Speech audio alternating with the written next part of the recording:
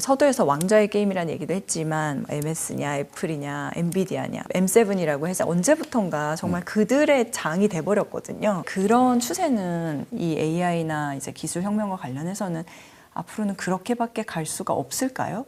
제 생각에는 앞으로 10년 후에 우리가 다시 그 세계 10대 기업을 보면 빠져있는 기업들이 많을 것 같아요.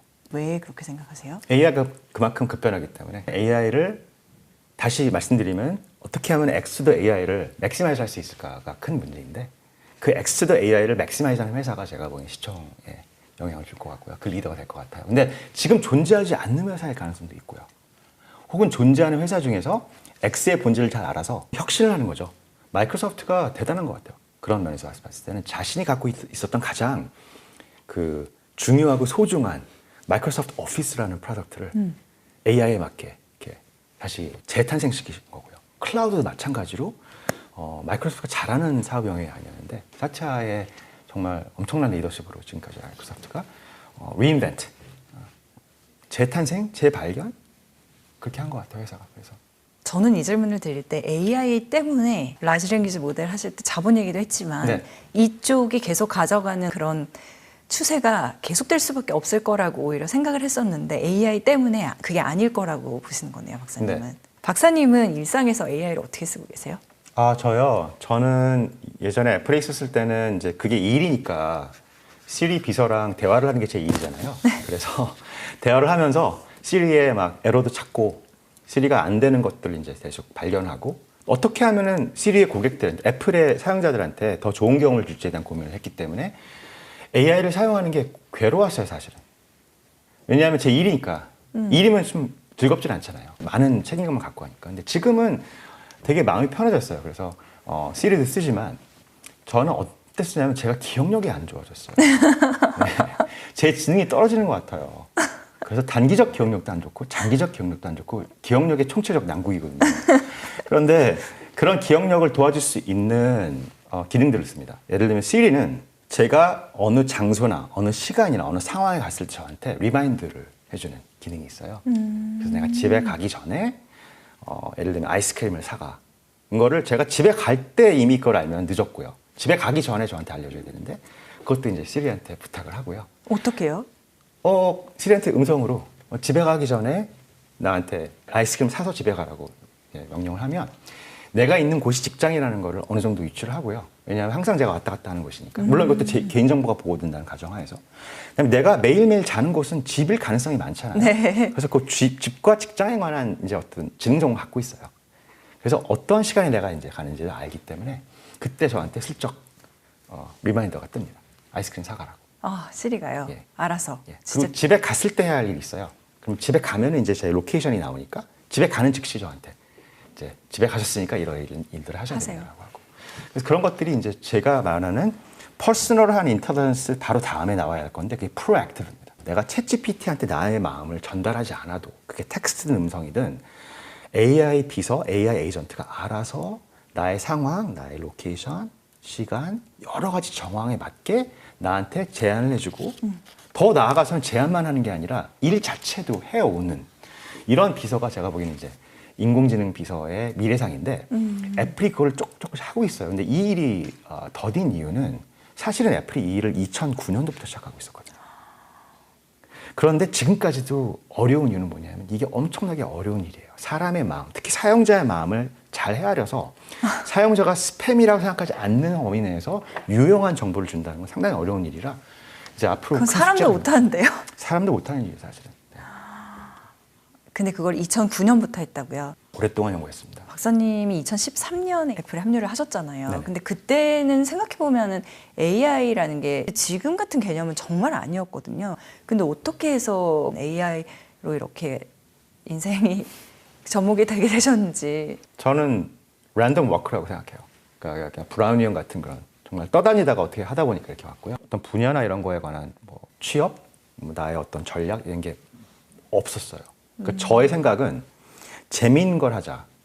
근데 재미있는 것만 하면은 내가 삶의 가치가 없으니까 재미있는데 그래도 삶에 유익한 걸 하자가 저의 그 모토였어요. 근데 원래는 그래서 음악 관련한 일을 하려고 하다가 그게 이제 부모님의 완강한 반대로 음악 일을 못하고 음악에 가장 가까운 음성에 관한 연구를 하기 시작했고요. 제가 공대를 나왔으니까 아무래도 그래서 음향공학 하다가 음성공학으로 갔다가 음성공학 중에 가장 어렵고 재밌는 문제가 음성인식이어서 음성인식을 하다가 음성인식이 이제 딥러닝이라고 하는 AI의 정말 획기적인 어떤 기술 혁신이 되면서 졸지에 그냥 인공지능 분야로 오게 된 거죠. 졸지에. 네, 제가 간 게 아니라 인공지능이 저한테 온 것 같아요. 제가.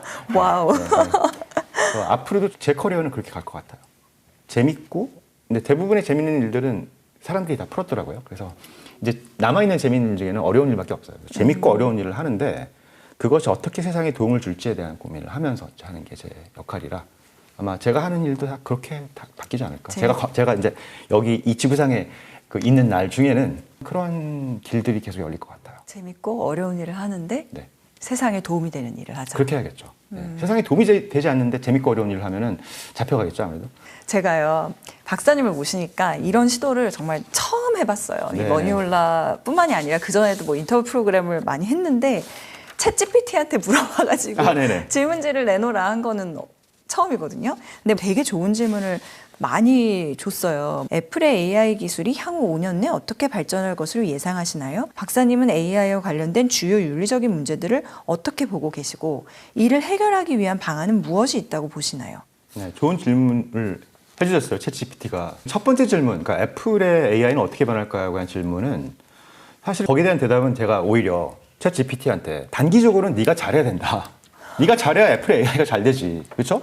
그래야만 그 인공지능이 애플의 사용자들한테 좋은 인상을 남기니까 일단 네가 잘해라. 그게 저의 대답이고 두 번째 질문에 대한 대답은 어려운 질문인데 일단은 윤리라는 게 생기려면은요. 저는 우리가 AI한테 윤리를 요구하고 AI 윤리를 계속 강요를 하는 것보다 제가 말씀드렸잖아요. 본질이 뭔지. 근데 본질은 사실은 인간이거든요.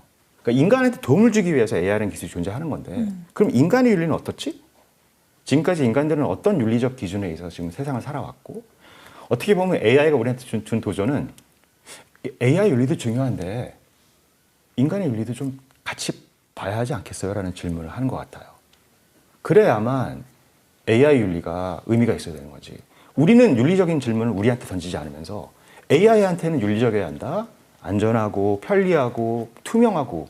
근데 이거는 제가 보기에는 약간은 말이 안 되는 것 같아요. 앞뒤가 안 맞는 것 같아서 만약에 우리가 AI 윤리에 관한 생각을 좀 더 강력하게 가지려면 그것과 더불어서 인간의 윤리가 어떻게 발전을 했고 앞으로 AI와 함께 어떻게 발전을 해야 하는지에 대한 생각을 같이 해야만 말이 될 것 같아요.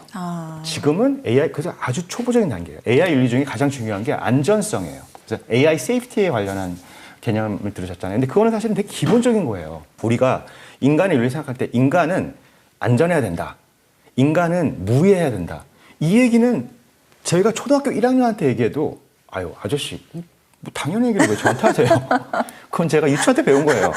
이럴 거 아니에요? 그러니까 지금은 수준이 유치원 수준인 거예요. AI가 안전해야 된다는 생각은 당연한 생각인데 그 생각을 갖고 세계의 유수한 리더들이 막 머스크 모이고 샘 오고 막 영국 총리가 막 해갖고 결국 한다는 얘기가 AI가 안전해야 됩니다. 이건 아닌 것 같아요.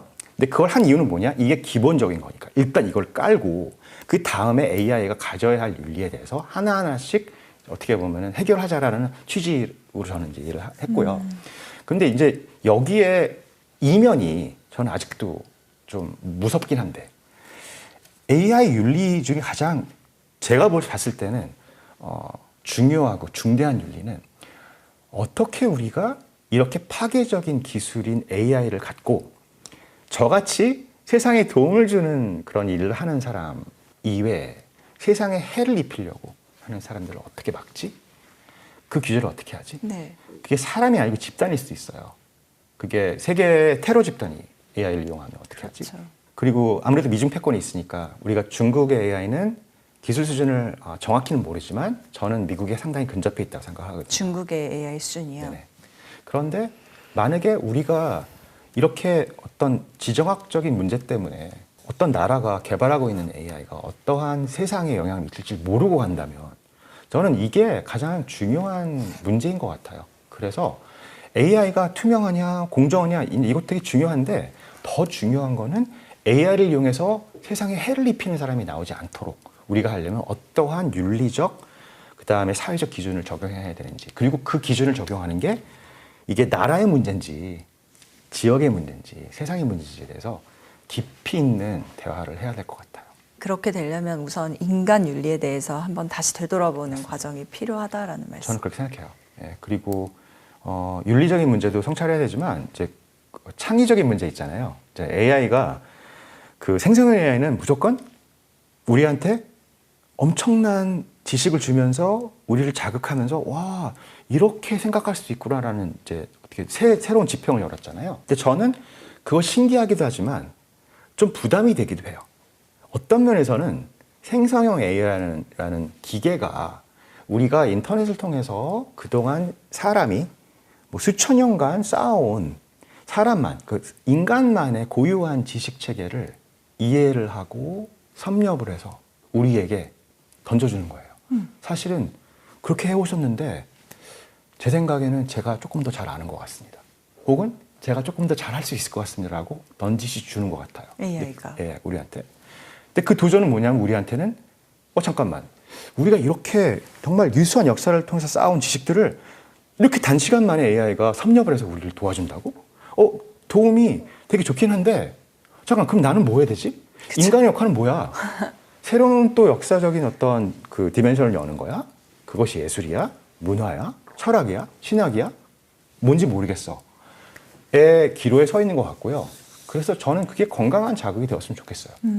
다시 말씀드리면 AI 윤리 되게 중요한데 다시 이제 초점을 저는 인간한테 돌리는 것도 되게 지금 현재 시점에서는 유용한 그런 노력 같습니다. 스티브 잡스가 예전에 어떤 프레젠테이션 발표에서 했다는 이 이정표가 있지 않았어요? 네, 그렇죠. 이렇게 휴머니티즈라는 네, 그게 기술이랑. 갑자기 떠오르네요. 네네.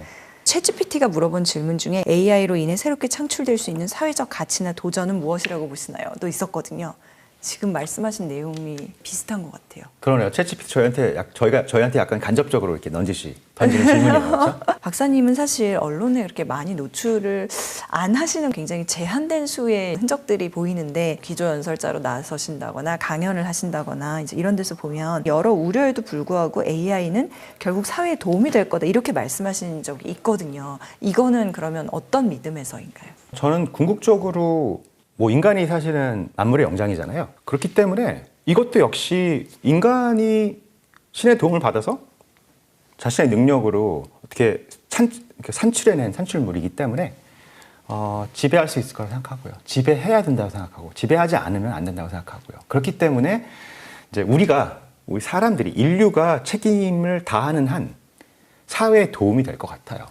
그리고 그렇게 될 수 있도록 많은 지금 리더들이 그래서 제가 농담을 말씀드렸지만 제가 영국 총리분이 그렇게 모은 이유는 이만큼 중요하기 때문에 세상의 리더들을 모은 거고요.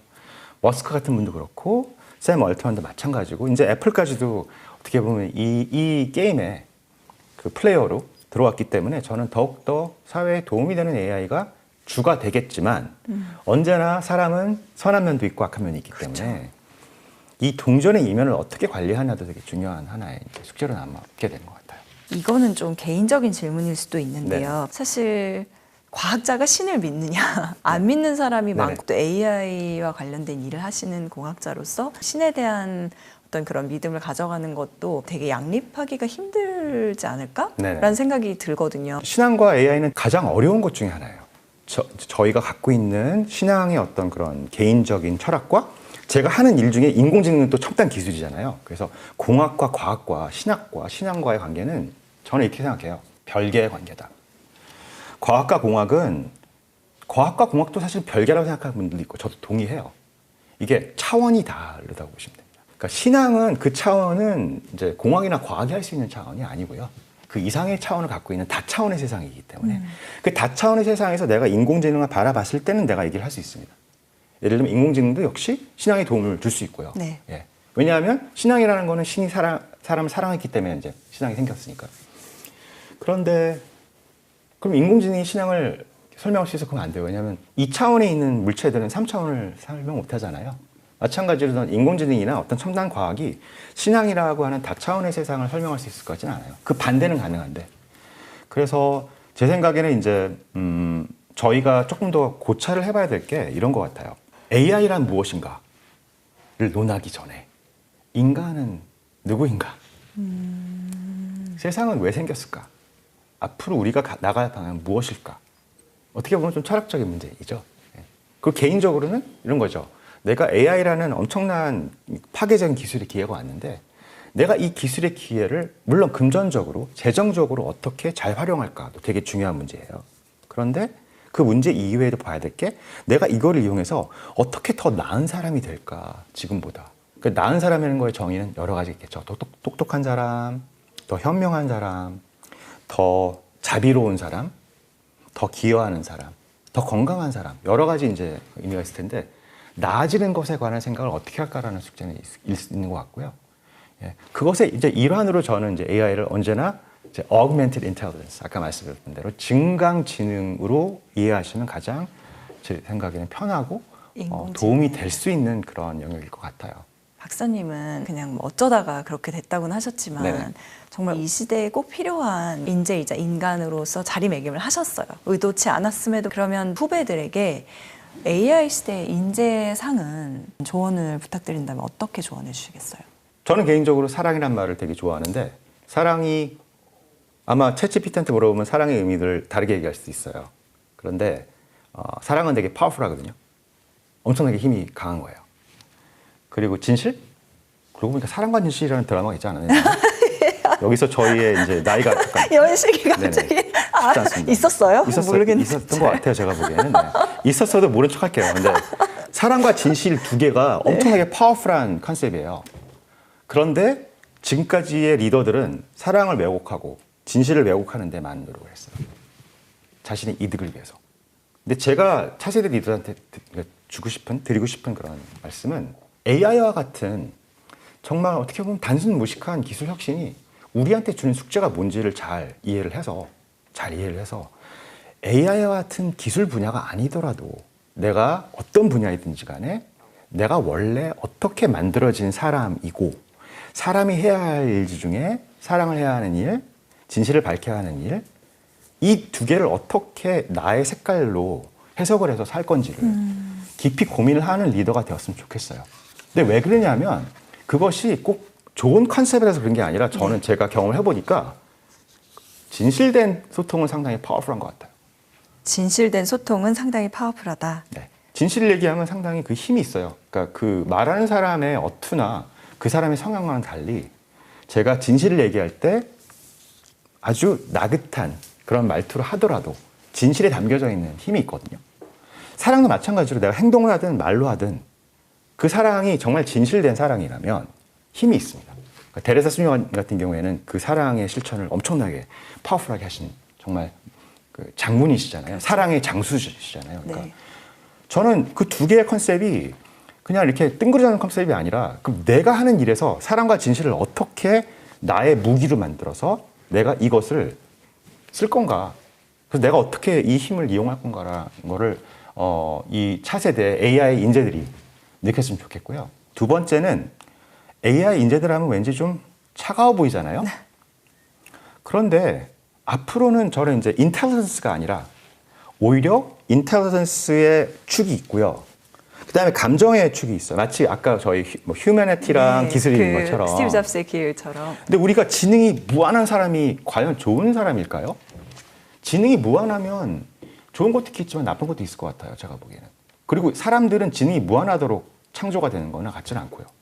그래서 나의 지성, 나의 감성, 나의 영성이 잘 밸런스가 있는 사람이 좋은 리더가 될 것 같아요. 그래서 저는 AI 인재상은 첫 번째 사랑과 진실, 네. 드라마 제목. 두 번째, 그 지성, 영성, 감성을 골고루 함양하고 있는 사람이 AI의 참된 인재가 아닐까라는 생각을 합니다. 이상 사랑과 진실 드라마 제목을 하시는 선배님의 말씀. 맞아요. 그리고 어떻게 보면 되게 상투적인 말이에요. 사랑도 되게 상투적이고 진실도 되게 촌스러운 말인데 저는 그렇게 촌스럽다는 것 자체가 우리한테 주는 메시지가 있는 것 같아요. 박사님 보내드리기 전에요. 네. 제가 질문을 하나 드리고 네. 챗GPT 아니고 그리고 말씀하신 기회를 또 드릴게요. 지금 많은 분들이요. 아 챗GPT 이거 나도 써야 되나? 라는 일종의 부담감을 느끼고 계신 분들이 상당히 있다고 저는 느껴요. 피어 프레셔처럼. AI는 따라갈 수밖에 없다면, 우리 인생에서 앞으로 함께 할 수밖에 없다면 지금 하루라도 빨리가 정답인 건지, 아니면 AI를 그냥 모른 채로 살아가도 사실 핸드폰이 없었던 시대가 더 좋았다 이렇게 얘기하는 사람들도 있거든요. 맞아요. 그게 가능은 한 건지 여쭤보고 싶어요. 아마 서울이나 그 문명이 발달한 곳에서는 어려울 거예요. AI를 없이 산다는 게 어려울 거예요. 왜냐하면 AI가 곧 능력의 힘이기 때문에 그 능력과 힘이 있는데 그거를 이제 경제적으로 능력이 있는데도 안 한다는 거는 상당한 결정이고요. 근데 만약에 어떤 분이 그런 결정하신다면 전 되게 존경할 것 같아요. 나는 안 하겠다. 나는 AI와 같은 첨단 기술은 사용하지 않겠다라고 이런 세상에서 계시다면 되게 제가 보기에는 존경스러운 이유가 뭐냐면 그분은 아마 AI를 사용하지 않기 때문에 AI를 사용하는 많은 사람들이 갖고 있지 않은 인사이트를 가질 공산이 커요. 궁극적으로는 AI가 우리한테 주는 생각의 공해가 없을 가능성이 많다는 거죠. 생각의 공해요. 네. 그럼 그분들이 만약에 생각의 공해가 없으신 분들이 우리 사회에 생각들을 주시면 그거는 AI가 아마 듣도 보도 못한 생각일 수 있어요. 세상 사람들도 마찬가지로 있지만 특히 AI가 한 번도 들어보지 못한 생각을 하는 사람들은 존경해야죠. 일단. 그리고 근데 그렇다 하더라도 제가 보기에는 AI도 역시 부족한 게 있으니까 저는 앞으로 발전을 하면서 점점 AI도 그렇지만 사람들도 근본적인 내가 온 곳에 대한 대자연에 관한 생각들을 많이 할 것 같아서요.